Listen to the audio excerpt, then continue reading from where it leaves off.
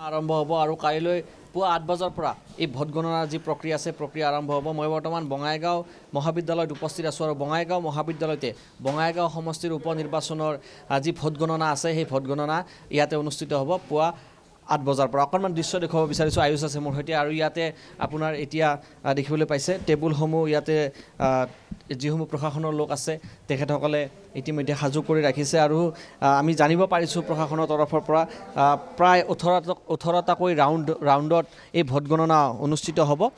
আপোনাৰ প্ৰথমৰ পৰা 18টাকৈ ৰাউণ্ড ইয়াতে পৰ্যায়ক্ৰমে ইয়াতে অনুষ্ঠিত হ'ব। আৰু এই মুহূৰ্তত আমি টেবুল জানিব পাৰিছোঁ, 14খনকৈ টেবুল ইয়াত সাজু কৰা হৈছে।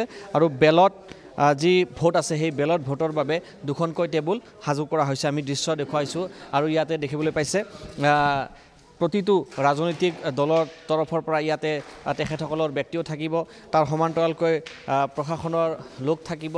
নিৰ্বাচন আয়োগে যিধৰণে বিধি বনাই দিছে সেই বিধি অনুসৰি ইয়াতে আপোনাৰ ভোট গণনা হ'ব। আমি দৃশ্য দেখুৱাইছোঁ আৰু এই মুহূৰ্তত প্ৰাৰম্ভিকভাৱে তেখেতসকলে প্ৰতিখন টেবুল ইয়াত সাজু কৰি থকা দেখিবলৈ পোৱা গৈছে। আৰু তাৰ সমান্তৰালকৈ ইয়াত দেখিবলৈ পাইছে আয়ুষে যদি অকণমান আগবাঢ়ি যায় তেতিয়াহ'লে দেখিবলৈ পাব ইয়াত যিহেতু বঙাইগাঁও সমষ্টিত আপোনাৰ 8গৰাকীকৈ ইয়াতে প্ৰাৰ্থী আছে আৰু প্ৰাৰ্থী 8গৰাকীৰ নাম পৰ্যায়ক্ৰমে এখন বৰ্ডত লিখি দিয়া হৈছে, তাত দেখিবলৈ পোৱা গৈছে।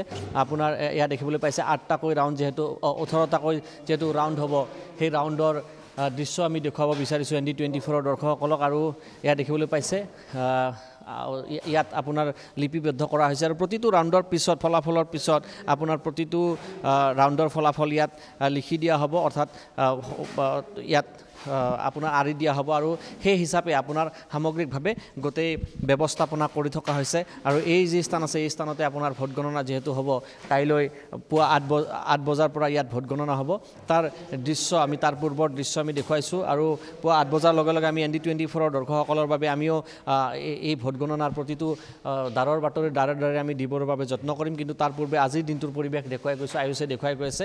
আৰু আমি এইখিনিতে উল্লেখ কৰিব বিচাৰিছোঁ এই মুহূৰ্তলৈকে আপোনাৰ প্ৰশাসনৰ তৰফৰ পৰা কিমান লোক ইয়াতে থাকিব সেই কথা এই মুহূৰ্তলৈকে জানিব পৰা হোৱা নাই। কাইলৈ দিনটোত এই গোটেই সামগ্ৰিকভাৱে গোটেই কামখিনি জনাব বুলি আমাক জনাইছে।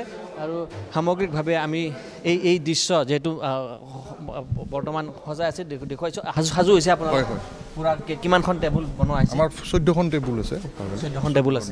আৰু বেলটৰ বাবে পোষ্টেল বেলট আৰু ETP BMSৰ কাৰণে আমি এক্সট্ৰাকৈ আমাৰ এটা ৰুম আছে, তাত আমাৰ 2খন টেবুল আছে। আৰু ETP BMSৰ কাৰণে আছে আৰু পোষ্টেল বেলটৰ কাৰণে এক্সট্ৰাকৈ আছে। 16খন হ'ব। আৰু ৰাউণ্ড কিমানটা হ'ব? 18টা হ'ব। ৰাউণ্ড আমাৰ 17টা আৰু 18টা কমপ্লিট নহ'ব, 18টাত 6টা কম হ'ব, মানে 18 ৰাউণ্ড হ'ব আৰু টোটেল। হয়।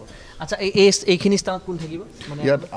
ইয়াত কাউণ্টিং আমাৰ এজেণ্টবোৰ থাকিব, তাৰপিছত ভিতৰত আমাৰ কাউণ্টিং এছিষ্টেণ্ট থাকিব, কাউণ্টিং ছুপাৰভাইজাৰ থাকিব, মাইক্ৰ' অবজাৰ্ভাৰ থাকিব, এয়াৰো থাকিব, আৰো থাকিব। কিমানমান ব্যক্তি থাকিব টোটেল? ইয়াৰ কাউণ্টিং হলৰ ভিতৰত মিনিমাম 120জনমান মানুহ থাকিব আৰু টোটেল। আৰু আপোনাৰ নিজ নিজ প্ৰাৰ্থীয়ে তেখেতসকলে দিছে, তেওঁলোকে এজেণ্টবিলাক থাকিব, ইলেকশ্যন এজেণ্ট কাউণ্টিং এজেণ্টৰ কাৰণে আমি ছেপাৰেটকৈ বনাই দিয়া আছে। তেওঁলোকে 1ৰ পৰা 7লৈকে আমাৰ সেইফালেদি এণ্ট্ৰি কৰিব টেবুলৰ, আৰু 8ৰ পৰা 14লৈকে আমাৰ এনেকৈ আহি এইটো এটা বেলেগ এণ্ট্ৰি দি এণ্ট্ৰেঞ্চ হ'ব। পুৱা কিমান বজাৰ পৰা আৰম্ভ হ'ব? আমাৰ 8 বজাৰ পৰা ষ্টাৰ্ট হ'ব। 8 বজাৰ পৰা আৰম্ভ হ'ব। ইয়াত দেখিবলৈ পাইছে তেখেতসকলে ৰেডি কৰি আছে। আৰু তেখেতসকলৰ পৰা আমি অকণমান জানিবলৈ যত্ন কৰিছোঁ, যিহেতু কাইলৈ ভোট গণনা আছে। আৰু এই ভোট গণনাতে আপোনাৰ 8গৰাকীকৈ প্ৰাৰ্থী আছে।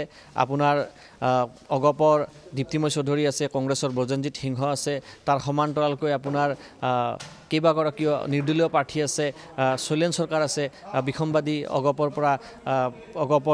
পৰা বিসম্বাদ কৰি পেলাই তেওঁ নিৰ্দলীয় হিচাপে প্ৰতিদ্বন্দ্বিতা আগবঢ়াইছে। আৰু মুঠ 8গৰাকী প্ৰাৰ্থী আছে আৰু 8গৰাকী প্ৰাৰ্থীৰ কাইলৈ ভাগ্য নিৰ্ণয় হ'ব বঙাইগাঁও মহাবিদ্যালয়ৰ এই স্থানতে। আৰু এই স্থানতে ভোট গণনা হ'ব আৰু পুৱা 8 বজাৰ পৰা এই ভোট গণনা আৰম্ভ হ'ব। নিশ্চয়কৈ আমি আপোনাক ধন্যবাদ জনাইছোঁ সবিশেষ জনোৱাৰ বাবে।